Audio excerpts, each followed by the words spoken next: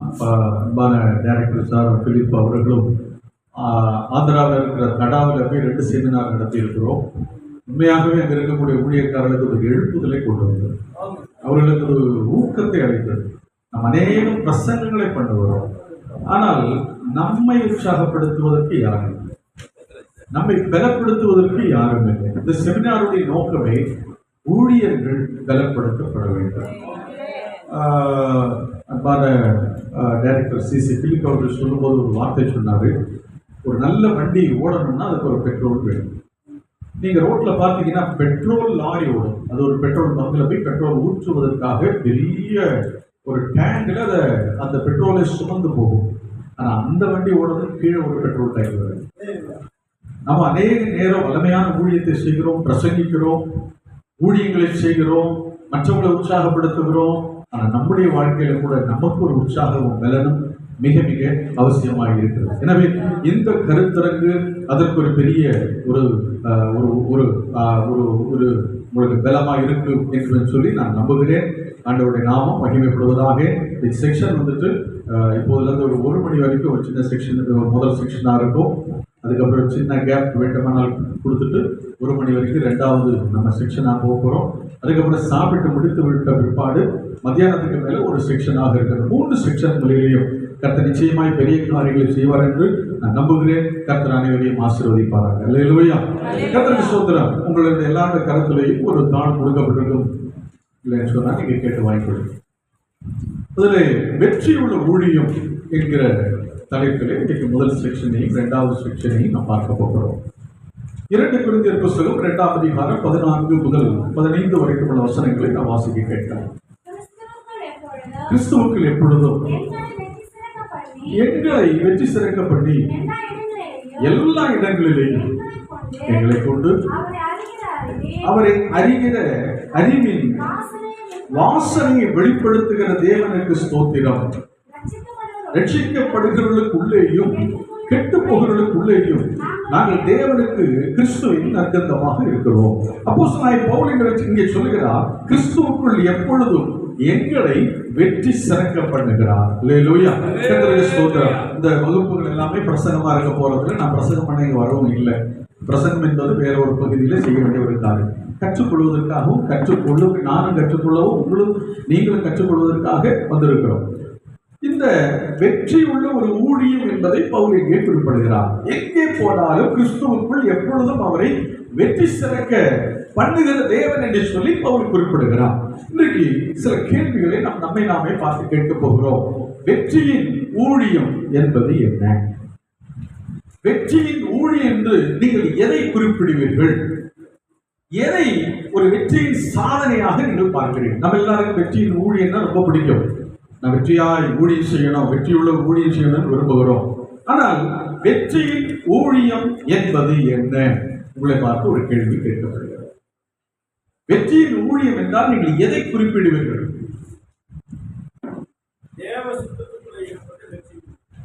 தேவ சித்தத்தின்படி செய்வது வெற்றியின் ஊழியம். வேற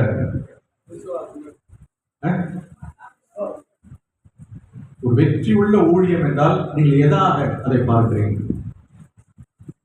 வெற்றி உள்ள ஊழியம் பெரிய சபை,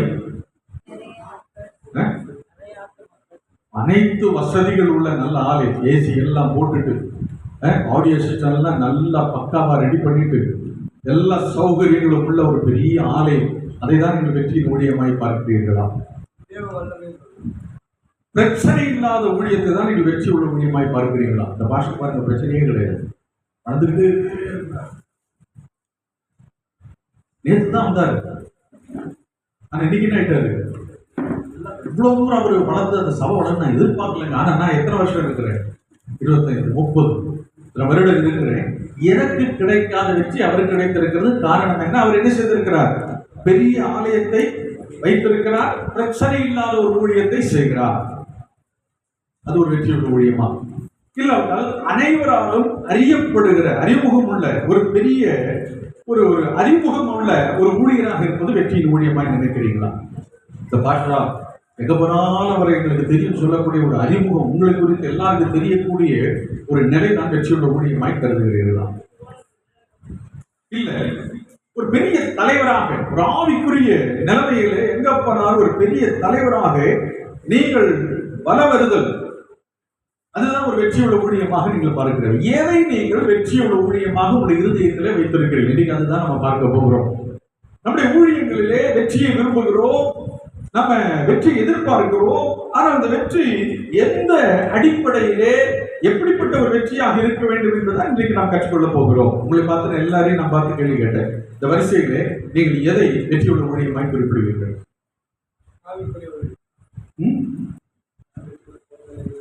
சரி, வேண்டாம். அதிக விசுவாசிகள் எண்ணிக்கையில் அதிக விசுவாசிகள் உள்ள ஒரு பெரிய சபை இருக்கு, அதை வெற்றியுள்ள சபையா சொல்வீங்களா? எதை வெற்றியுள்ள ஊழியமாய் குறிப்பிடுவீர்கள்? யாரோ பதில் சொல்றாங்க. விசுவாசம் உள்ள ஊழியம், தேவனுடைய சித்தத்தை செய்கிற ஊழியம், பலவிதமான கருத்துக்கள் நமக்கு இருக்கும். இப்ப நம்ம சொல்லிட்டு பிரச்சனையில மாட்ட வேண்டாம்னு அமைதியா இருக்கிறோமே தவிர நம்ம உள்ளத்திலே சில எண்ணங்கள் இருக்கலாம். பிரச்சனை இல்லாத ஊழியம் இல்லவிட்டால் தீவிரமான ஒரு சபையில வளர்ச்சி, செழிப்பு, உயர்வு போன்றவை நம்முடைய பார்வையில் வெற்றியுள்ள ஊழியமாக பொதுவாக நாம் கருதுகிறோம். இல்லாட்டால் உலக பார்வையில் அதுதான் வெற்றியுள்ள ஊழியம். ஆனால் தேவன் வெற்றியுள்ள ஊழியம் என்று எதை குறிப்பிடுகிறார்? எது ஒரு வெற்றியுள்ள ஒரு ஊழியம்? பெரிய சாதனைகளை செய்து முடிப்பது அல்ல. அவர் சொன்னது மாதிரி தேவனுடைய சித்தத்தை செய்து முடிப்பதுதான் ஒரு வெற்றியுள்ள ஊழியம். மனசுல அதை பதித்துக் கொள்ள வேண்டும். எல்லாரும் பெரிய சபை கட்டிட முடியாது, எல்லாரும் பாஸ்டர் டி மோகனமால மாறிட முடியாது. பெரிய எண்ணிக்கையில் விசுவாசிகள் எல்லாருக்கும் ஆண்டவர் கொடுப்பதும் இல்லை. ஏன்னா தாளந்து கொடுக்கிற இடத்திலேயே அவர்களுடைய திறமைக்கேற்றது போல பிரித்து கொடுத்த ஆண்டவர் ஊழியத்திலே நம்முடைய திறமைகள் கிருபைகளை அடிப்படை வைத்து தேவன் ஆத்துமாக்களை தருகிறார். எனவே ஸ்தோத்திரம், பெரிய சாதனைகளை செய்து முடிப்பது அல்ல, தேவனுடைய சித்தத்தை செய்து முடிப்பதே ஒரு நல்ல ஒரு வெற்றியுள்ள ஊழியம். யோவான் 4ஆம் அதிகாரம் 34ஆம் வசனம் என்ன சொல்கிறது என்பதை பாருங்கள். யோவான் 4:34. இயேசு அவர்களை நோக்கி, நான் என்னை அனுப்பினவருடைய சித்தத்தின்படி செய்து அவருடைய கிரியையை முடிப்பதே என்னுடைய பிரயோஜனமாய் இருக்கிறது, போஜனமாய் இருக்கிறது. என்னை அனுப்பினவருடைய சித்தத்தை நான் செய்து முடிப்பதே என்னை அனுப்பினவருடைய போஜனமாய் இருக்கிறது. லூக்கா 12ஆம் அதிகாரம் 47வது வசனம். லூக்கா 12:47. தன் எஜமானுடைய சித்தத்தை அறிந்தும் ஆயத்தமாயிராமலும் அவருடைய சித்தத்தின்படி செய்யாமலும் இருக்கிற ஊழியக்காரர் அநேக மடிகள் அவன் என்ன செய்வானா? அடிக்கப்படுவான். அப்படியானால் நம்முடைய சிந்தையிலே இன்னைக்கு வர வேண்டிய ஒரு காரியம், நான் எல்லாரையும் போல ஒருவேளை மற்றவர்கள் நினைக்கிறது போல பெரிய சாதனைகளை நான் செய்யாவிட்டாலோ, இல்லாவிட்டால் பெரிய அளவுக்கு மற்றும் விரும்புகிறது போல இல்லாவிட்டாலும், நான் என் தேவனுடைய சித்தத்தை செய்ய விரும்புகிறேன். அதுதான் என்னுடைய போஜனம், அதுதான் என்னுடைய ஊழியமாகவும் இருக்கிறது. என்னை தேவன் அதற்காக தான் என்னை தேவன் அழைத்திருக்கிறார். அல்லேலூயா என்கிற நம்பிக்கை, விசுவாசம் நம்முடைய ஊழியத்தில் இல்லை என்றால் நம்முடைய ஊழியம் வெற்றியுள்ள ஊழியமாய் நமக்கு தோன்றாது, நமக்கு ஒரு தோல்வியின் ஊழியமாக தான் தெரியும். நீங்க வந்திருக்கிற எல்லாரையும் பார்த்து நான் கேட்கிறேன், கையை உயர்த்த நான் சொல்லலை. இங்க வந்திருக்கிற எத்தனை பேர் உண்மையாகவே நான் வெற்றியுள்ள ஊழியத்தை செய்கிறேன்னு சொல்லி உங்களால தைரியமா சொல்ல இல்ல? அந்த எண்ணம், சந்தோஷமா, திருப்தியா, நான் நல்ல ஊழியம் செய்யற பாய்ச்சாரு. ஆனா இருக்கிறது ஒரு ஷீட்டு, சர்ச்சை நடத்துறது ஷீட்டு தான், சௌகரியங்கள் எல்லாம் குறைவு தான். அந்த போதகரும் பெரிய வசதி உள்ளவர் அல்ல, சுவாசிகளும் பெரிய எண்ணிக்கையிலும் அல்ல. ஆனால் அவரால் சொல்ல முடியுமா? ஆனால் நான் திருப்தியாக சந்தோஷமா சொல்றேன், நான் ஒரு வெற்றியுள்ள ஊழியம் செய்கிறேன், நான் என் பிதாவின் சித்தத்தை செய்கிறேன், என்னை அழைத்தவர் என்ன சொன்னாரு அதுதான் பண்ணிக்கிட்டு இருக்கிறேன், என் ஊழியம் வெற்றியுள்ள ஊழியம் சொல்றதுன்னு நீங்க எத்தனை பேர்? ஆனால் பரிதாபகரமான ஒரு விஷயம், நம்ம அநேக தோல்வி சிந்தை உடையவர்களாக தான் இன்னைக்கு வந்திருக்கோம். அநேக நேரங்கள் நமக்குள்ள ஒரு தோல்வி தான், எண்ணம் தான் வருகிறது. நம்முடைய ஊழியர்களை குறித்து நமக்குள்ள ஒரு பெரிய சோர்வு இருக்கிறது. நம்முடைய ஊழியர்களை குறித்து நமக்கே என்ன திருப்தி இல்லை. நம்ம செய்கிற ஊழியர்களை குறித்து நமக்கு ஒரு நல்ல அபிப்பிராயம் இல்லை. நாம் சோர்ந்து போய் ஒரு தோல்வியின் அனுபவத்தோடு தான் நாம் அநேக நேரங்கள் ஊழியங்களை செய்து கொண்டு இருக்கிறோம் என்பதை நான் ஒரு நாளும் மறந்துவிடக் கூடாது. கர்த்தருக்கு சிந்திக்க அதுதான் நம்ம மாற்றி அமைக்க போகிறோம். கர்த்தருக்கு ஸ்தோத்திரம். விசுவாசியோட எண்ணிக்கை தான் இன்னைக்கு அநேக பேர் பார்க்கிறாங்க. பொதுவா ஒரு ஊழியக்காரனை பார்த்து முதல்ல என்ன கேட்பாங்க? பாஸ்டர் பேர் என்ன, எந்த இடத்துல ஊழியம் செய்றீங்க? இந்த இடம். மூணாவது ஒரு கேள்வி இருப்பாங்க தெரியுங்களா? இந்த கேள்வி எது கேட்கறாங்கன்னே தெரியல. சரி வேண்டாங்க, 10 விசுவாசி சொன்னா நான் ஊழியக்காரர் இல்லைன்னு ஆயிடுவோம். இல்ல 1000 பேர் ரொம்ப பெரிய ஆள், வல்லமையான ஆள் அப்படின்னு சொல்ல போறாங்க. இந்த 3வது கேள்வி தவிர்க்கப்பட வேண்டிய கேள்வி. இந்த 3வது கேள்வி அவசியமற்ற ஒரு கேள்வி. அந்த ஊழியக்காரன் அழைக்கப்பட்டிருக்கிறார், அவர் போதிக்கிறார், அவருடைய சபையில் எத்தனை ஆத்துமாக்கள் வர வேண்டும் என்று பிதாவானவர் சித்தம் வைத்திருக்கிறாரோ அவர்கள் வருகிறார்கள். அந்த சபையினுடைய போதகர், அந்த சபை தெய்வீக ஆவிக்குரிய சபை, தேவனுடைய சபை தான். இனி அந்த சபையில் எத்தனை பேர் வருகிறார்கள் என்று சொல்லி யாரும் கவலைப்பட வேண்டிய அவசியம் இல்லை. அவசியம் இல்லை. எத்தனை பேர் இருக்கிறாரோ அவர் நடத்துவது அவருடைய பொறுப்பாக தான் இருக்குது. அப்படின்னு அந்த சென்னை பட்டணத்திலேயே வல்லமையான ஊழியர் யார் தெரியுங்களா? டி மோகன் பாஷா தான் இருக்கு. தாமசராஜ் ஐயா ஆவடியில கட்டுறாரு பாத்தீங்களா? ஆடி பெரிய ஸ்டேடியம் மாதிரி கட்டுறாரு. அவர் 2வது வல்லமையான ஊழியர் யாரு? அவரு தானே. அவர் நம்மளால என்னத்துக்கு? சரி வேண்டாங்க, அவர் இங்க வந்து ஊழியம் செய்ய முடியாது. அதுக்குரிய அழைப்பு அவருக்கு இல்லை. அவர் இங்க வந்து ஒரு நாளோ ஒரு மாசமோ கூட நிற்க முடியாது. அவருக்கு இந்த இடத்துல அழைப்பு இல்லை. இந்த இடத்துல நீங்க ஊழியம் செய்கிற இடத்துல நீங்க செய்கிற ஊழியத்தை வேற எந்த மனுஷனாலும் செய்ய முடியாது. நன்றாக புரிந்து கொள்ளுங்கள். பெரிய சபை அவருக்கு இருக்கலாம், ஆனா நம்ம தான் கர்த்தர் இங்கே ஆக்கி வைத்திருக்கிறார். நமக்கு தான் இந்த கிராமத்தை, இந்த பட்டணத்தை விட இந்த பகுதி தேவன் தந்திருக்கிறாரு. நம்ம போய் அவருடைய ஊழியத்தை செய்ய முடியாது, அவரு நம்முடைய ஊழியத்தை செய்ய முடியும். அவர்களுடைய ஊழியத்தை உண்மையாக திருப்தியாக சந்தோஷமாக செய்வதுதான் வெற்றியுள்ள ஊழியமே தவிர இன்னொரு ஆளை பார்த்து எனக்கு ஒண்ணு இல்லைன்னு சொல்லுகிறது ஒரு தோல்வியின் சிந்த. கர்த்தருக்கு ஸ்தோத்திரம். மகா அலெக்சாண்டரை குறித்து நான் பார்க்க போகிறோம். மகா அலெக்சாண்டர் சரித்திரத்தில் நமக்கு தெரியும். மாசிடோனியா பேரரசனுடைய ஒரு மன்னராக இருந்தார். 20 வயசுல அவர் அரசனாக அவர் வரார். அவருடைய அப்பா பேர் பிலிப்பு. அவரு மரிக்கும் போது இவருக்கு வயசு 20 வயசுலேயே இவர் என்ன செய்கிறாருன்னு சொன்னா பயங்கர துடிப்புள்ளவர். ஒரு புலி இருக்கு இல்லையா, அந்த புலிக்குரிய ஊக்கம் அவருக்கு இருக்குன்னு சொல்லி சரித்திரம் சொல்றாரு. அப்போ துடிப்பான ஆடு. அப்ப பாத்துட்டீங்கன்னா அவர் பேரரசனாய் வந்த அந்த 20 வருஷத்துல இருந்து 30 வருஷம், 30 வயசு 10 வருஷத்துக்குள்ள உலகத்தின் 3/4 பாகங்களை வெற்றி கொண்டார். எல்லா மாசிடோனியா பேரரசுக்குள்ள வந்துச்சு. இந்தியா வரைக்கும் வந்தார். இந்தியாவில் வந்த போது இந்தியாவில் அன்னைக்கு போரஸ் அப்படிங்கிற ஒரு மகாராஜா இருந்தார். அலெக்சாண்டர் தைரியமா எதிர்த்தார். கடைசியில் தோற்று போனார். ஆனா அலெக்சாண்டர் அவர் என்ன பண்ணார், பாராட்டி அந்த அவர் தோல்வி அடைந்தால் அந்த அவருடைய சொந்த தேசத்தை அவருக்கே கொடுத்துட்டு திரும்பி போனார். நான் சொல்லுகிற விஷயம், ஏறக்குறைய 10 வருஷத்திலேயே அலெக்சாண்டர் உலகத்தினுடைய 3/4 பாகங்களை பிடித்தான். ஆனால் அவர் அந்த 30 வயசுல இந்தியாவிலிருந்து திரும்பி போகிற வழியிலே ஒரு ஜோரம் வந்துச்சு. அவ்வளவுதான். போகிற வழியிலேயே அவர் தன்னுடைய 30வது வயதிலே மரித்து போனார். உலகத்தெல்லாம் தன்னுடைய காலுக்கு கீழாய் கொண்டு வந்த ஒரு சாதாரண ஒரு சின்ன வயதுள்ள ஒரு வெற்றிகரமான ஒரு போர்களை நடத்தின மகா அலெக்சாண்டர் அதை அனுபவிக்க முடியாதபடிக்கு 30 வயதிலே அவர் மரணத்தை தழுவினார். அவர் மரித்த போது அவருடைய பேரரசை அவருடைய 4 தளபதிகள் பிரித்துக் கொண்டாங்க, பங்கிட்டுக் கொண்டாங்க. சொன்னாரா, என்ன நீங்க கல்லறைக்கு எடுத்துட்டு போகும்போது சவப்பட்டிக்கு பக்கத்துல 2 கை பக்கத்துல ஓட்ட போட்டு என் கை வெளியே தெரியற மாதிரி கொண்டு போங்க. காரணம் என்ன, உலகத்தில் 3/4 பாகங்களை பிடித்து அடக்கின மகா அலெக்சாண்டர் நான் போகும்போது ஒன்றுமில்லாம நான் போவேன். மனுஷன் உலகம் முழுவதும் ஆதாயப்படுத்தினார், தன் ஜீவனை நஷ்டப்படுத்தினால் லாபம் என்ன? ஒருவேளை நீங்க மனசுல நினைக்கலாம், நான் 1000 பேர் உள்ள சபை நடத்த போகிற சந்தோஷம். ஆனால் 10 பேர் உள்ள சபை நடத்துவதும் தான் கர்த்தருடைய ஊழியம். அதுக்கு பெரிய வித்தியாசம் ஒன்றும் இல்லை. பரலோகத்தில் போகும்போது எல்லாவற்றையும் ஒரே பிரதிபலனை கர்த்தர் வைத்திருக்கிறார். எனவே பெரிய நோக்கங்கள், பெரிய எதிர்பார்ப்புகள் இருக்கிற தவறு நான் சொல்ல வரவில்லை. ஆனால் கர்த்தர் கொடுத்த ஊழியத்தை அற்பமாய் நினைக்க கூடாது. அதுதான் விஷயம். இது உண்மையா இருந்தா கர்த்தர் அநேகத்தின் மேல் அதிகாரியாக வைப்பார். அது அடுத்த விஷயம். ஆனால் இன்றைக்கு எந்த அளவுக்கு உண்மையா இருக்கிறோம் அன்றைக்கு அதே அளவுக்கு உண்மையா இருக்க வேண்டும். கர்த்தருக்கு ஸ்தோத்திரம். எனவே இன்றைக்கு அநேக ஊழியக்காரர்கள் என்ன செய்கிறார்கள் சொன்னா, தேவனை வெற்றி பெற செய்வதை விட்டுவிட்டு தங்கள் சுய வெற்றிக்காக ஓடிக்கொண்டிருக்கிறாங்க. நான் மறுபடியும் ரிப்பீட் பண்றேன். அநேக ஊழியர்கள் அழைத்த தேவனை வெற்றி பெற செய்கிற ஒரு ஊழியத்தை செய்வதை விட்டுவிட்டு, தேவனை வெற்றியடைய செய்வதை விட்டுவிட்டு தங்களுடைய சுய வெற்றிக்காய் ஓடிக்கொண்டிருக்கிறார்கள். தேவன் கொடுத்த ஊழியத்தை செய்கிறதா மகிமையான ஊழியம். ஆனா இவங்களுடைய எதிர்பார்ப்பு, இவங்களுடைய ஓட்டை எதுக்காக தெரியுமா? எதுக்காக? பெரிய ஆளாகணும், அவரை விட நான் பெரிய ஆளை ஆக்கி காட்டணும், இவரோட பெரிய சபையை நான் கட்டி காட்டணும். போட்டி பொறாமையில நடத்தப்படுவது ஊழியம். நிச்சயம் சுய வெற்றிக்காய் ஓடிக்கொண்டிருக்கிறார்கள். நான் மறுபடியும் சொல்றேன், இந்த ஓட்டத்தை சாத்தான் தான் உங்களை தவறான திசையில தேசத்திற்கு ஓட வைக்கிறோம்.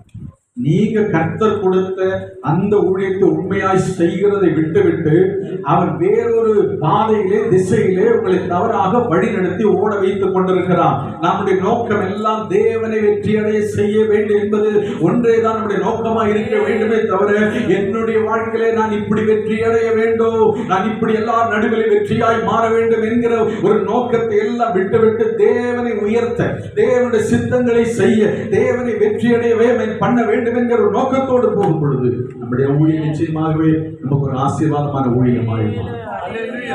மத்திய 4ஆம் அதிகாரம் 1 முதல் 11 வரைக்கும் உள்ள வசனங்களை நாம் எல்லாருக்கும் தெரிந்த ஒரு பகுதியாக இருக்கிறது. வாசிக்க வேண்டாம். இயேசு கிறிஸ்துவை பிசாசு சோதிக்கும்படி கொண்டு போகிறார். முதல்ல கொண்டு போய் என்ன செய்கிறார்? பசியா இருக்கிற அவரை பார்த்து சொல்லுகிறார், இந்த கல்லுகள் அப்பங்களாகபடி சொல்லும். சொல்றாரு, இல்ல அன்னைக்கு அப்பத்தினால் மாத்திரமல்ல தேவனுடைய வாய்க்கு புறப்படுகிற ஒரு வார்த்தையினாலும் பிழைப்பார். இரண்டாவது என்ன செய்கிறான்? கொண்டு போய் உப்புரிகளை, தேவாலய உப்புரிகளை கொண்டு போய் நிறுத்தி தாழ குதியும். ஏன்னா பைபிள் சொல்லுது, உண்மை தூதர்கள் தாங்கி கொண்டு போவார்களே, அதையும் ஆண்டவர் செய்கிறார். மூன்றாவது சோதனை நமக்கு தெரியும், என்னை விழுந்து பணிந்து கொள், இது எல்லாத்தையும் உமக்கு தருவேன். இந்த 3 சோதனைகள் நமக்கு முன்பாய் நிற்கிறது. சாத்தான் இன்றைக்கு அநேக ஊழியக்காரர்களை இவ்விதமாக தான் நடத்தி கொண்டிருக்கிறார். நம்மை தவறான தேவனுக்கு பிரியமில்லாத காரியத்தை செய்ய சொல்லி அதுவும் ஒரு ஊழியம் தான் என்று சொல்லி நம்ம ஏமாற்றி கொண்டிருக்கிறார். தேவன் விரும்புகிற பாதையில ஓடாத விடுக்க அவன் நம்மை வேறொரு பக்கத்துல ஓட செய்து கொண்டிருக்கிறான். எதையோ நோக்கி ஓடிக்கொண்டிருக்கிறோம். அந்த ஊழியத்துல வந்த போது நல்ல நோக்கம் இருந்தது, நான் கர்த்தருடைய ஊழியம் செய்வேன், வைராக்கியமா இருப்பேன், எனக்கு ஆகாரம் இல்லைனாலும் பரவாயில்லை, நான் செத்தாலும் பரவாயில்லை, நான் ஊழியத்தில் இருப்பேன் என்று சொல்லி அநேக நேரங்கள் நம்ம ஒரு பிரதிஷ்டையோடு வந்த நாம இன்னைக்கு அந்த பிரதிஷ்டை இழந்துருக்கோம். எங்கோ ஒரு இடத்துல நமக்கு கொடுக்கப்பட்ட ஊழியத்தை விட்டுவிட்டு தேவையில்லாத ஒரு திசையில நீங்கள் ஓடிக்கொண்டிருப்பீர்கள் என்று சொன்னால் நீங்கள் சாத்தானால் தவறான திசையிலே வழி நடத்தப்பட்டுக் கொண்டிருக்கிறீர்கள். நீங்களாக ஒரு ராஜ்யத்தை கட்ட கர்த்தர் உங்களை அழைக்கல. அல்லேலூயா, அல்லேலூயா, அல்லேலூயா. நாம் தேவனுடைய ராஜ்யத்தை தான் கட்ட வேண்டும். பெரிய அரசியல், பெரிய சபை தலைவர்களை பாருங்க, யாரும் குறை சொல்ல விரும்பவில்லை. ஆனால் ஆரம்ப காலங்களில் அவர்களும் நம்மை போலதான் பாடுகள் நடுவில் ஊழியத்தை தொடங்கி வளர்ந்து இன்றைக்கு பெரிய சபை நடத்துகிறார். ஆனால் என்ன பிரச்சனை தெரியுங்களா? தங்களுக்கு என்று ஒரு ராஜ்யத்தை கட்டியாச்சு. தங்கள் சுய பெருமை நிலைநாட்டுகிறாங்க. அவங்களை நான் குறை சொல்ல, அதுதான் உண்மை, அதுதான் உண்மை. நாம் நமக்கென்று ஒரு ராஜ்யத்தை கட்ட கர்த்தர் நம்மை அழைக்கல, நம் கர்த்தருடைய ராஜ்யத்தை கட்டணும். அல்லேலூயா. நம்ம அதை கற்றுக்கொள்ள போகிறோம். உலகம் எதை வெற்றி என்று குறிப்பிடுகிறதோ அது அல்ல உண்மையான வெற்றி. அல்லேலூயா. இன்னைக்கு உலகம் எந்த ஊழியம் இதுதான் வெற்றி உள்ள ஊழியம் சொல்லுகிறதோ அது உலக பார்வை, அது உலகத்தினுடைய வியூ, அது உலகம் சொல்லக்கூடிய ஒரு வெற்றியுடைய காரியம். ஆனால் தேவன் அப்படி பார்க்கிறவர் அல்ல. மனுஷன் முகத்தை பார்க்கிறார். தேவன் அவர் உள்ள அரங்கங்களை, அவர் உள்ளான இருதயத்தின் ஆழங்களை பார்க்கிற தேவன். நம்ம சோத்திரம். மனுஷங்களுக்கும் எனக்கும் ஒருவேளை நம்முடைய சுற்றுப்புறம், நம்முடைய வசதி வாய்ப்புகளை வைத்து ஒருவேளை உங்களை மதிப்பு தரலாம், அது ஒரு பெரிய ஊழியக்காரனா உங்களை அங்கீகரிக்கலாம். ஆனால் தேவன் அங்கீகரிப்பார். அதுதான் விஷயம். 7ஆம் அதிகாரம், மத்திய 7ஆம் அதிகாரம் 21 முதல் 23 வரைக்கும் உள்ள வசனங்கள் பயத்தோடு நாம் வாசிக்க வேண்டிய ஒரு பகுதி. மத்திய 7ஆம் அதிகாரம் 21 முதல் 23. பரலோகத்தில் இருக்கிற என் பிதாவின் சித்தத்தின்படி செய்கிறவனே பரலோக ராஜ்யத்தில் பிரவேசிப்பானே அல்லாமல் என்னை நோக்கி கர்த்தாவே கர்த்தாவே என்று சொல்லுகிறவன் அதில் பிரவேசிப்பதில்லை. அந்நாளில் அநேகர் என்னை நோக்கி கர்த்தாவே கர்த்தாவே கர்த்தாவே கர்த்தாவே உமது நாமத்தினாலே தீர்க்க தரிசனம் உரைத்தோம் அல்லவா, உம்முடைய நாமத்தினாலே பிசாசுகளை துரத்தினோம் அல்லவா, அநேக அற்புதங்களை செய்தோம் அல்லவா என்பார்கள். அப்பொழுது நான் ஒரு காலம் உங்களை அறியேன் என்று சொல்லுவேன். பாருங்க, நம்ம ஆரம்பத்தில் நம்ம சொல்றது பாருங்க, தீர்க்க தரிசனம் உரைத்தோம் அல்லவா, உடைய நாமத்தினாலே பிசாசுகளை துரத்தினோம் அல்லவா, அற்புதங்களை. அதான வெற்றி உள்ள ஊழியம். அற்புதம் நடக்கிறது வெற்றி உள்ள ஊழியம் தானே. தீர்க்க தரிசனத்தை சொல்லுகிறது வெற்றி உள்ள ஊழியம் தானே. சாசிகளை துரத்துகிறது வெற்றியுள்ள ஊழியம் தானே. அப்படி செய்யறவங்களுக்கு பாராட்டு தான் ஆண்டவர் தரணும். பரவாயில்லப்பா, இவ்வளவு வெற்றியா நீ செஞ்சிருக்கிறியப்பா அப்படின்னு பாராட்டு விழா நடத்துவதற்கு பதில் ஆண்டவர் என்ன சொல்றாரு தெரியுமா? நான் உங்களை இதெல்லாம் வெற்றி உள்ள ஊழியமாக நாம் கணக்கிட்டு கொண்டிருக்கிறோம். ஆனா எதை மிஸ் பண்ணிட்டோம் தெரியுங்களா? அங்க என்ன சொல்றாரு? எதை ஆண்டவர் மெயின் பண்றாரு? என் பிதாவின் சித்தத்தின்படி செய்கிறவனே அல்லாமல், அப்படியா?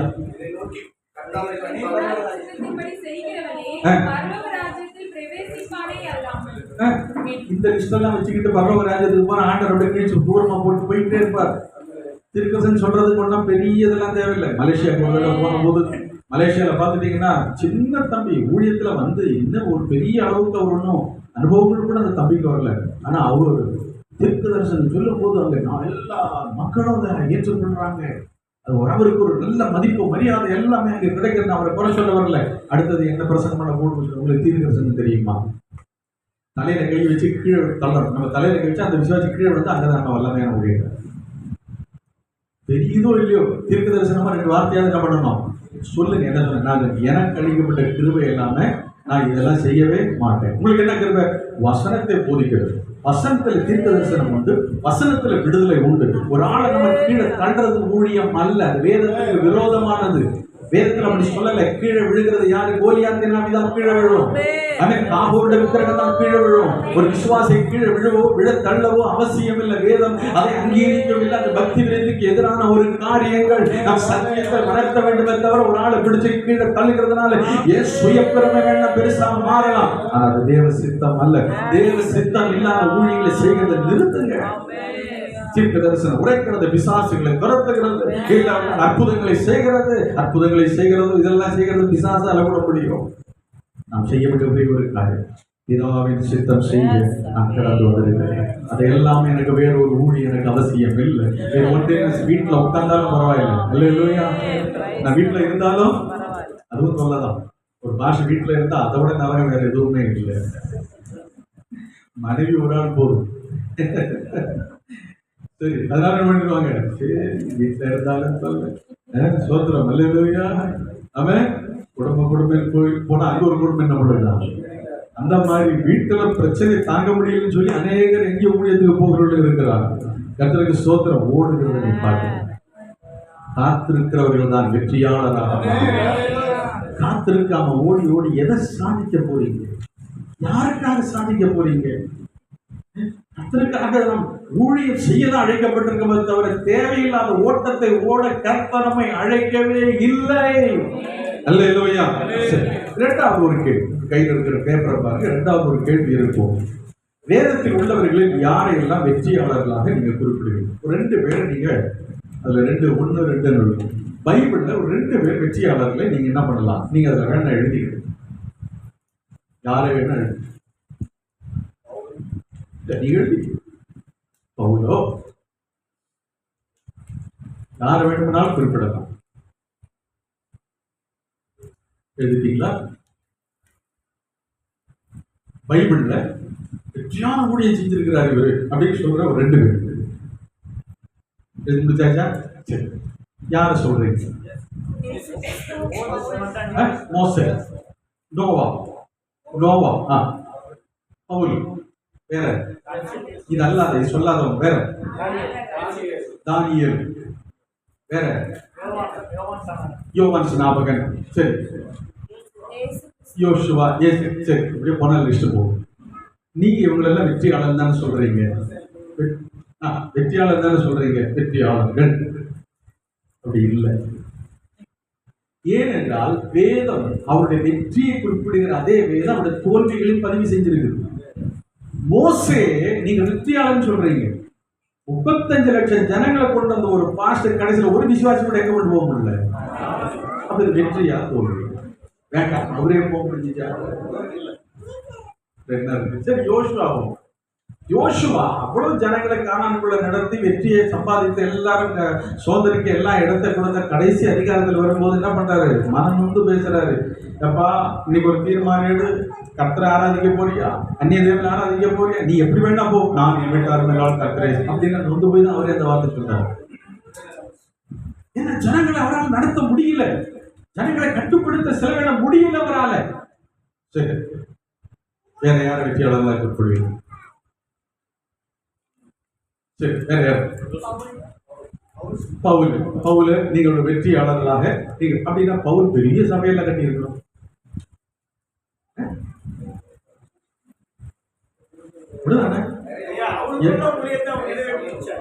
அவருடைய ஊழியத்தை அவர் நிறைவேற்றி முடித்தார். என்ன ஊழியம் செஞ்சார்?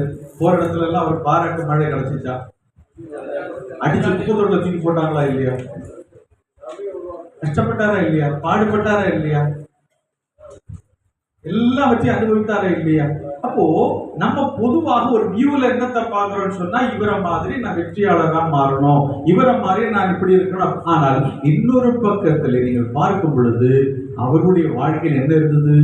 தோல்விகள். நம்ம ஆண்டவர் அறிஞ்சுதான் அழைச்சிருக்காரு. நம்முடைய எல்லாம் அவருக்கு நல்லா தெரியும். நம்முடைய எவ்வளவு, நம்முடைய திறமைகள், நம்முடைய வீக்னஸ் என்ன, நம்முடைய கெப்பாசிட்டி என்ன, நமக்கு எந்த அளவுக்கு எதை செய்ய முடியும் எல்லாம் அவருக்கு தெரியும். நம்முடைய தோல்விகள் அவருக்கு நன்றாய் தெரியும். நம்முடைய தோல்விகளை மூடி மறைத்துக் கொண்டு தேவனுக்கு ரூபாய் நடிக்க வேண்டிய அவசியம் இல்லவே இல்லை. கர்த்தருக்கு ஸ்தோத்திரம். நம்முடைய தோல்விகள் ஒரு பக்கம் இருந்தாலும் நம்முடைய தேவன் என்ன செய்கிறார்? நம்மை வெற்றிக்கு நேராக நடத்தி கொண்டிருக்கிறார். அதுதான் விஷயம். மோசேயினுடைய ஊழியம் இவ்வளவு தோல்வி என்று சொன்னாலும் ஆண்டவர் அதை தோல்வியாக, அவரை தோல்வியாளராக சொல்லவே இல்லை. ஏன்னா அவர் தேவ சித்தத்தை செய்தார்.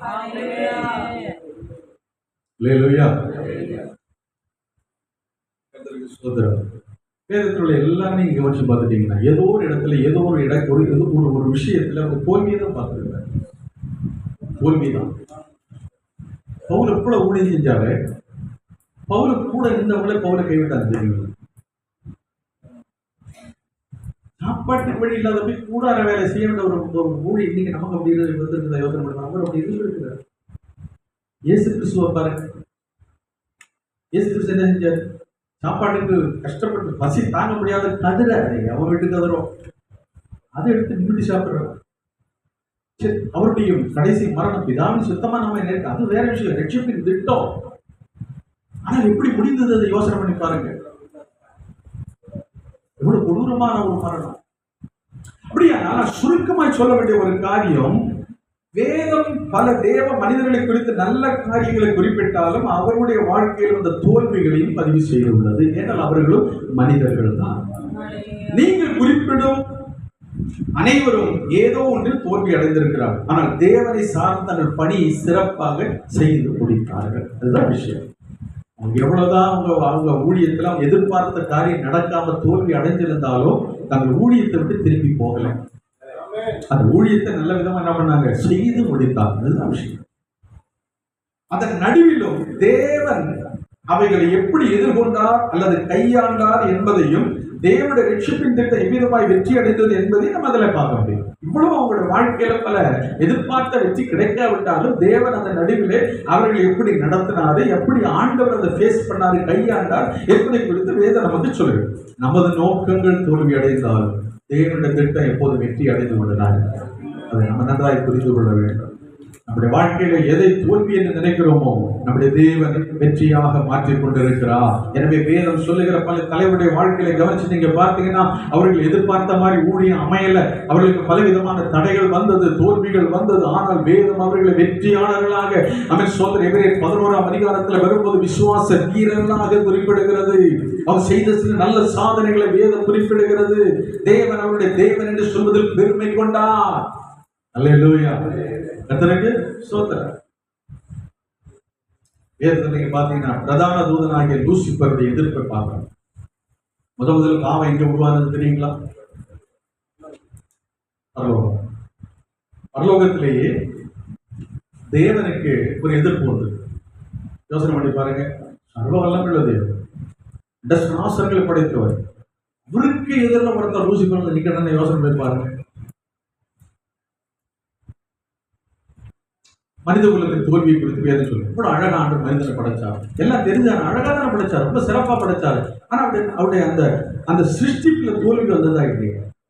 அது அவருக்கு தெரியாத நினைக்கிறீங்க? தெரியும். அந்த தோல்வி எதை காட்டுகிறது? அந்த நிலைமையில் எதை காட்டின? தேவனுடைய மாறாத அன்பை காட்டுகிறது.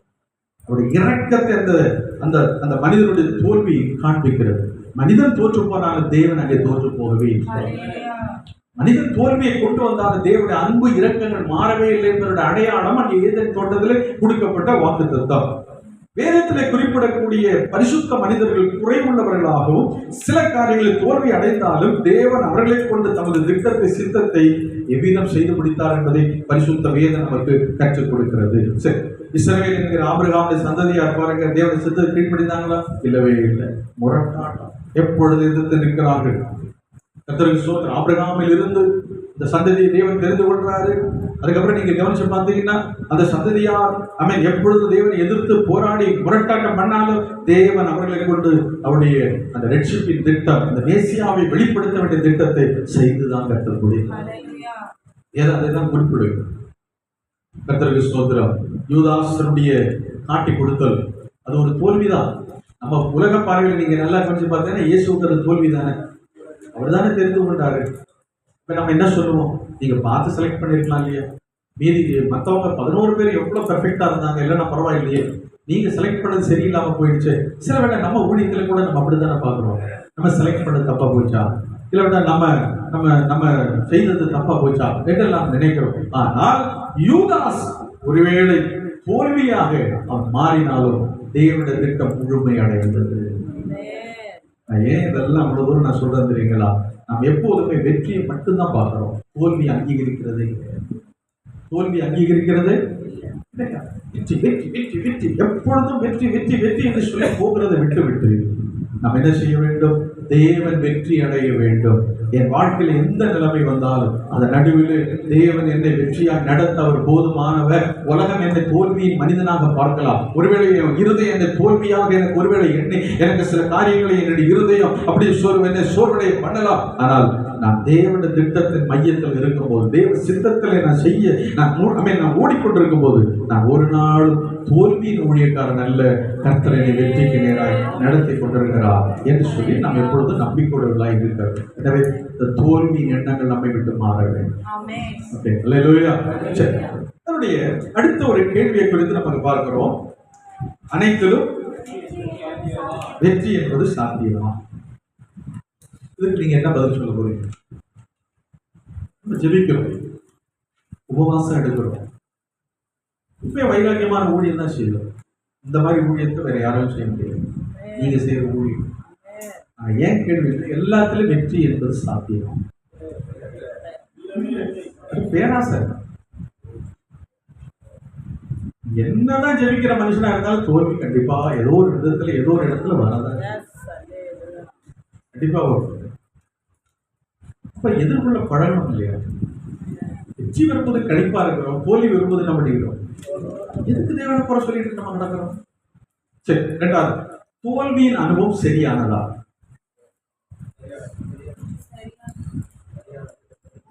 இப்ப நீங்க இவ்வளவு தூரம் கேட்டதுனால சரிங்குவீங்க. ஆனா பொதுவாகவே நம்ம என்ன புரிஞ்சு வச்சிருக்கிறோம், ஒரு ஊழியக்காரன் தோற்றுட்டான்னா அதோட முடிஞ்சு போச்சு நம்ம நினைக்கிறோம். தோல்வி. தியோடர் வில்லியம்ஸ் கேள்விப்பட்டிருக்கீங்களா? யாரெல்லாம் தியோடர் வில்லியம்ஸ் இப்ப இருக்கிறான்னு தெரியும். நல்ல புத்தகங்கள் எழுதுன நல்ல பண்டிதர், புத்தகம். அவர் ஒரு ஸ்தாபனம், அவர் ஸ்தாபனத்தில் அவர் இருந்தார், பணிபுரிந்தார். நல்ல புத்தகங்களை அவர் மூலமாக வெளியிட்டாங்க. கடைசியில் அவர் பாவத்துக்கு விழுந்தார். விழுந்து ரயில்வே தண்டவாளத்தில் போய் தலையை வச்சுட்டார். நான் தோல்வி அடைஞ்சிட்டேன், இனி இனிமே நான் ஊழியம் செய்ய தகுதி இல்லைன்னு சொல்லி தற்கொலை பண்ணும்படியாக ரயில்வே தண்டவாளத்துக்கு படுத்துட்டார். ஆனால் என்ன நடந்தது தெரியுங்களா? கர்த்தர் அவரோட பேச, நீ போ என்று சொல்லி எழுந்து மறுபடியும் என்ன செய்தாரு? நடக்க பண்ணி அந்த ஸ்தாபனம் வரை ஒதுக்கி விட்டுச்சு. அது வேற விஷயம். அந்த புத்தகங்கள் எல்லாம் என்ன பண்ணிட்டாங்கன்னா எல்லாத்தையும் டிஸ்போஸ் பண்ணிட்டாங்க. இனிமேல் இந்த ஊழியக்காரர் வேண்டாம் என்று சொன்னாங்க. இது அவருடைய வாழ்க்கையில வந்து தோல்வியாக இருக்கிறது உண்மைதான, இல்லைன்னு சொல்ல. உலக பார்வையில் அது தோல்வி. ஆனால் தேவன் என்ன செய்கிறார்? மறுபடியும் எழும்பி நடக்கிறார். நான் ஏன் இதை சொல்றேன் தெரியுங்க? நம்ம வாழ்க்கையில எந்த ஒரு இடத்துல ஏதோ ஒரு காரியத்தில் ஒரு தோல்வி அடைந்தது என்பதனால நம்முடைய ஊழியம் முழுவதும் தோற்று போனது என்ற அர்த்தம் அல்ல. நீங்கள் எழுப்பி நடக்க வேண்டும், எழுப்பி முன்னேறி செல்ல வேண்டும். வேதம் சொல்கிறது, மரம் தெற்க விழுந்தாலும் வடக்க விழுந்தாலும் விழுந்த இடத்துல தான் கிடக்கும். அது உயிர் இல்லை, அது மரம் விழுந்த இடத்துல தான் கிடக்காங்க. நீதிமான் 7 தடவை விழுந்தாங்க. ஒரு காரியம் ஒண்ணு நடந்துச்சு சொல்லி ஏன் தோல்வியிலே இருக்கிறீங்க? ஏன் இந்த ஒரு மனோ செட்டப், ஒரு ஒரு ஐயோ இனிமே எனக்கு அவ்வளோதான், இனிமே என்னால் எதுவும் செய்ய முடியாது, இனிமே என் வாழ்க்கையில ஊழியமே இல்லை, இனிமே எதுவுமே இல்லைன்னு சொல்லி ஏன் நீங்க அப்படி நினைக்கிறீங்க? மோசஸ் ராஜசேகர் நல்ல ஒரு பாட்டு எல்லாருக்குமே நான் ரொம்ப பிடிக்கும். அவருடைய வாழ்க்கையில தோல்வி வந்துச்சு, தோல்வி அடைந்தார். பரிசுத்தவானுடைய வாழ்க்கையில தோல்விகள் வந்தது. அவரோட ஊழியத்தை செய்ய கர்த்தர் பலப்படுத்தி நடந்தார். தோல்வி அடைந்த நாம் தோல்வியில விழுந்து கிடக்காதபடிக்கு தேவனுடைய கிருபை பெற்றுக்கொண்டு நாம் எழுந்து நடக்க வேண்டும். தோல்வியின் அனுபவம் சரியானதா அப்படின்னு கேட்டீங்கன்னா, என்னைக்கும் தோல்வி என்பது நமக்கு வேண்டாம், நம்ம அதை நான் சொல்ல வரல. ஆனால் சில தோல்விகள் நம்ம இன்னும் தேவனிடம் நெருங்க செய்யக்கூடுமானால் அந்த தோல்விகளை பக்குவமாக ஏற்றுக்கொள்ள மறைக்க வேண்டிய அவசியம் இல்லை. சரி, தேவ மனிதர்களுடைய வாழ்க்கையில் உண்டாக தோல்வியின் அனுபவங்கள் அவர்களுடைய இயலாமையை தகுதியின்மை காட்டுகிறதா? ஒரு பரிசுத்தவானுடைய வாழ்க்கையில் இருக்கிற தோல்வியின் அனுபவத்தை வச்சு கணக்கு போட்டு அந்த மனுஷர் தகுதி இல்லை, அவர் திறமை இல்லாத அப்படி முடிவு கட்டலாமா?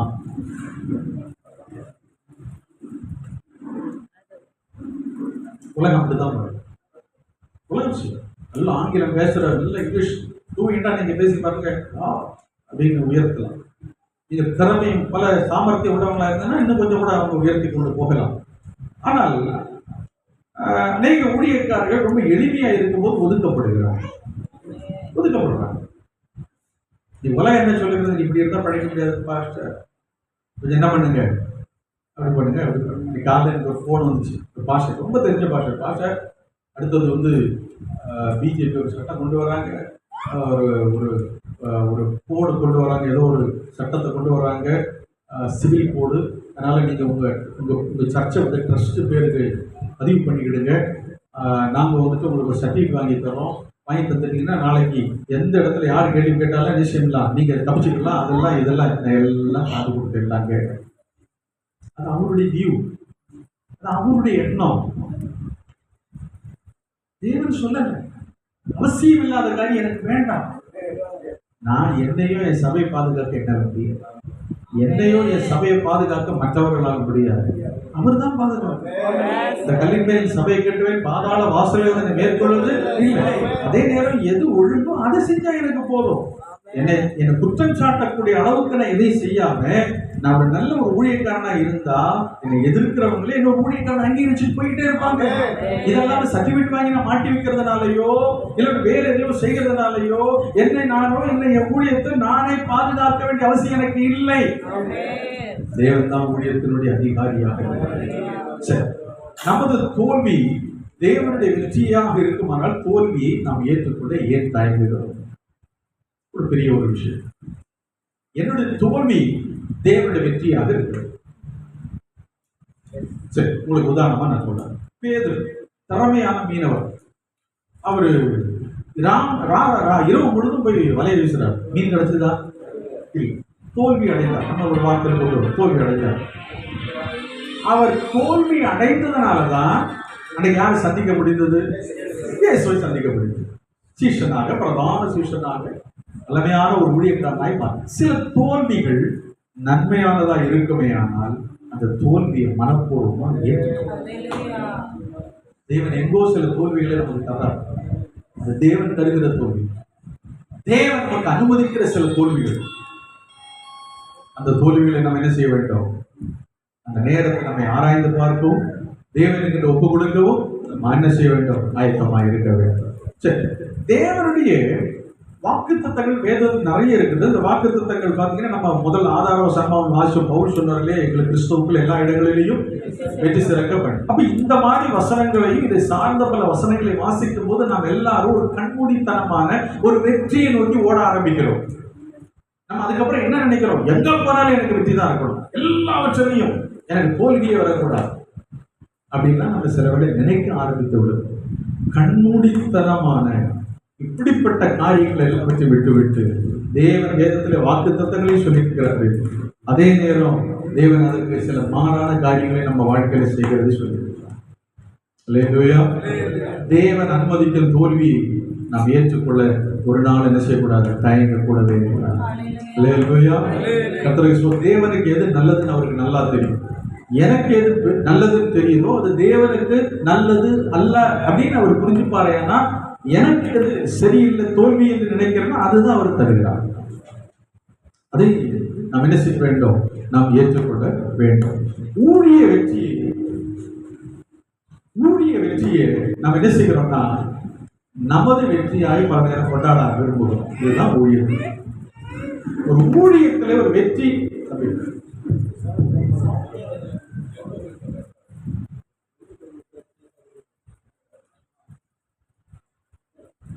ஊழிய வெற்றியை நமது வெற்றியாக சொந்தம் கொண்டாடக்கூடாது. சரியா? நான் முதல்ல சொன்ன மாதிரி பெரிய சபைகளை கட்டுறாங்க, ஆயிரக்கணக்கான ஆத்மாக்கள் அவங்களுக்கு இருக்கிறாங்க. ஆனால் அதோட தனிப்பட்ட வெற்றி அல்ல. தேவனுக்கு செலுத்த வேண்டிய, தேவனுக்கு அர்ப்பணிக்க வேண்டிய வெற்றியை எந்த ஒரு ஊழியக்காரனும் தான் தன்னுடைய வெற்றியாக சொல்லக்கூடாது. ஊழிய வெற்றி நமது வெற்றியாய் காண விரும்புகிறோம். தேவன் வெற்றி அடைவதை விட நாம் வெற்றி அடைவதை தான் அதிகம் விரும்பி கொண்டிருக்கிறோம். ஒரு ஆமீன் சொல்லலாமே. அல்லேலூயா. தேவன் வெற்றி அடையும் சொல்லி நம்ம ஊழியம் செஞ்சு அதற்காக போராட வேண்டும். ஆனா அநேக நேரம் என்ன செய்து கொண்டிருக்கிறோம்? அது ரொம்ப முக்கியம் இல்லையா, நான் வெற்றி அடையணும் ஐயா, அதான் எனக்கு விஷயம். இருக்கணையா, அப்படி இருக்கணையா, கார் வாங்கினையா, பங்களா வாங்கினையா, ஐயா சர்ச் இப்படி இருக்கணும் அப்படி பாருங்க. இதுல இல்லாத மகிமையா பெரிய சர்ச்சில் இருக்க போகும். பண்ணி பாருங்க. எல்லா இடத்துலையும் தேவன் என்ன செய்திருக்கிறார்? மகிமையை விளங்கப்பட்டு கொண்டிருக்கிறார். கர்த்தருக்கு ஸ்தோத்திரம். எனவே அவன் நல்ல சாத்தான் மற்றவர்களை நமக்கு காண்பித்து, அப்படின்னா பெரிய சில தலைவர்களை காண்பித்து, இரண்டால் வளர்ந்தவர்களை காண்பித்து அவர்களுடைய சில பக்கங்களை மட்டும் நமக்கு பெருசாக்கி காட்டுறான். பாத்தியா அந்த ஊழியக்காரர் வளர்ந்துட்டார், பத்தியா அந்த ஊழியக்காரர் வெளிநாடெல்லாம் போய் ரவுண்ட் அடிச்சுட்டு வரா இருக்கார், பத்தியா அந்த ஊழியக்காரை ஆனா ஒரு காலத்துல அவரு நீ ஊழியம் தொடங்கின போதுதான் அவரும் தொடங்கினார். ஆனா இன்னைக்கு யாரா மாறி இருக்கிறாரு? பிரபலமா ஆயிருக்கிறார், அவர் வசதியா மாறி இருக்கிறார், இல்ல அவர் பெரியவரா மாறி இருக்கிறார் என்று சில பேருடைய சில பக்கங்களை மாத்திரம் நமக்கு சாத்தான் பெரிதுபடுத்தி காண்பிப்பான். அதே நேரம் அவர்களுடைய அந்த ஊழியத்தினுடைய மற்றொரு பக்கத்தை நமக்கு என்ன செய்ய மாட்டான்? காமிக்கவே மாட்டான். அதான் விஷயம். அவங்களுடைய வெற்றியை மட்டும், வளர்ச்சியை மட்டும், செழிப்பை மட்டும்தான் சாத்தா நமக்கு காமிச்சு என்ன சொல்லுவான்? நீ என்ன பண்ணு? அவர்களே மாறணும். நம்ம முதல்ல ஊழியத்துக்கு வரும்போது யார மாதிரி இருக்கணும்னு வந்தோம்? இயேசு மாதிரி தான் இருக்கிறோமா? என்னைக்கும் மாறிட்டோம். இயேசுவா மாதிரிலாம் அந்த ஊழியத்துக்கு அந்த ஒரு வருஷம் தான். இப்ப நம்ம யாரா மாறிட்டோம் தெரியுமா? என் தலைவர் அவரு, இவரு, நான் இவரை மாதிரி ஆகணும், அவரை மாதிரி ஆகணும், என்னைக்கோ நம்ம வழிவழிக்கு போக ஆரம்பிச்சிட்டோம்.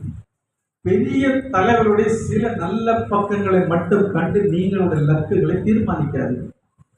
அவர்கள் நம்மை போல பாடுகள் வழியா தான் கடந்து வந்திருக்கிறார். அவருடைய வாழ்க்கையில நீங்க பார்க்கறது வெளிப்பக்கம் தான். இன்னொரு பக்கத்துல அவர்களுக்கு தோல்விகள் இருக்கிறது, பெரிய தோல்விகள் இருக்கிறது. நீங்க பாக்குறீங்களே பெரிய பெரிய பாஷைகள், பெரிய பெரிய சபைகள், அவங்க ஊழியத்தை கேட்டு பாருங்க, ஐயா தலைவர் அடிச்சுக்கிறாங்க, நிம்மதி இல்லை, என் பிள்ளைகளால நிம்மதி இல்லை.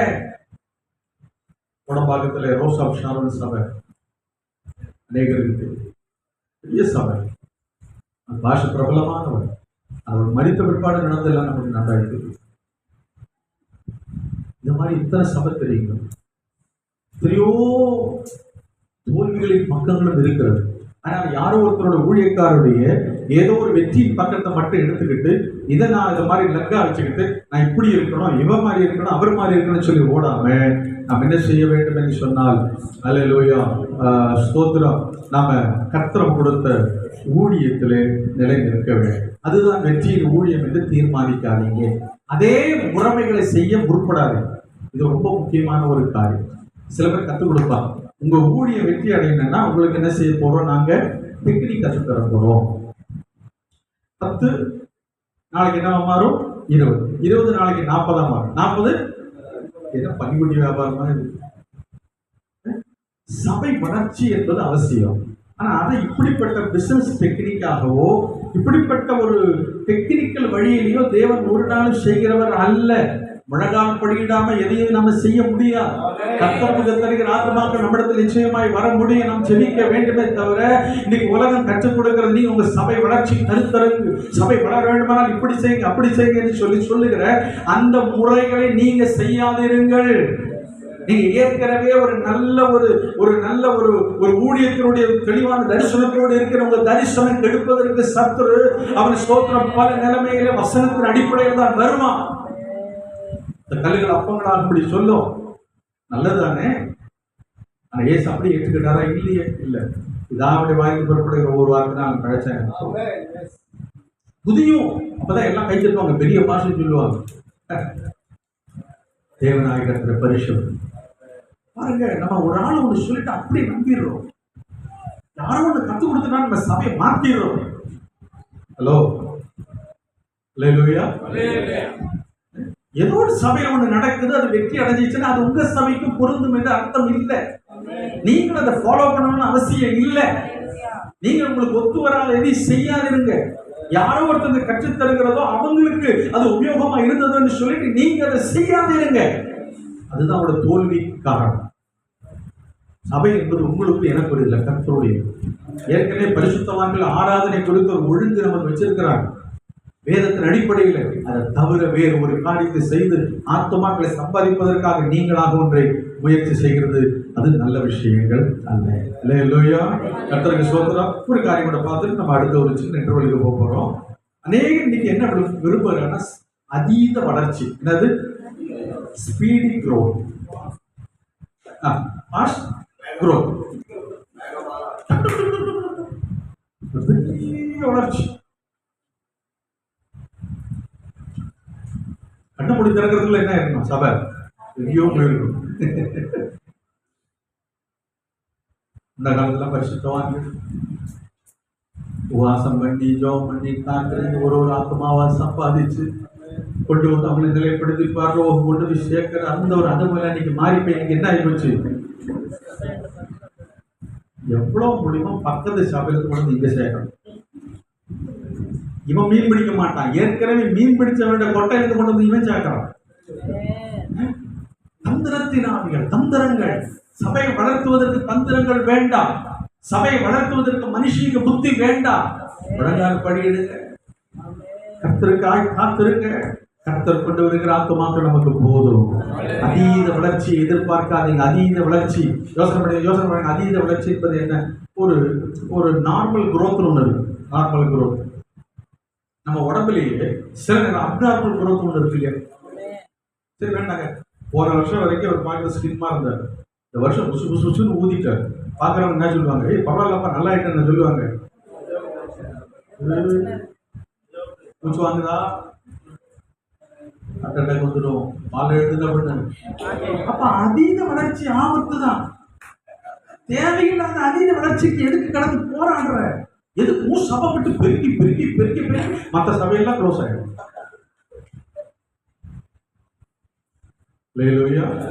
பெரிய சபையில் அப்படிதான் லக்கு நிர்ணயிக்குது.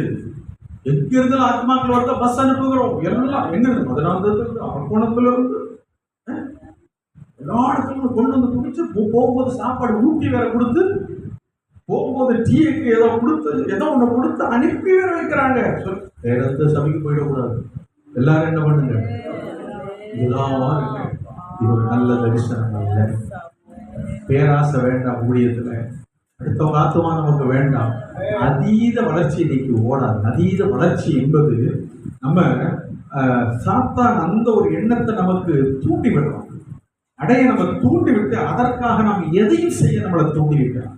அதுக்காக எதையும் செய்ய வைக்கிறோம். முன்னெல்லாம் பயப்படுவோம், கர்த்தரோட ஊழியம் செய்ய பிரதிஷ்ட உள்ளவங்களா இருந்திருப்போம். ஆனா இப்போ ஒரு பெரிய குரோத் ஒன்று வேணும் என்பதற்காக எதை வேணா செய்யறதுக்கு நம்ம யாரா இருக்கிறோம்? அந்த ஊழியக்காரன் துரத்தவும் ரெடியா இருக்கும். அந்த ஊழியக்காரனை அல்லேலூயா. God bless you. ஒரு 5 நிமிஷம் நீங்க வேணா ஒரு சின்ன ஒரு எடுத்துட்டு திரும்ப நீங்க வரலாம்.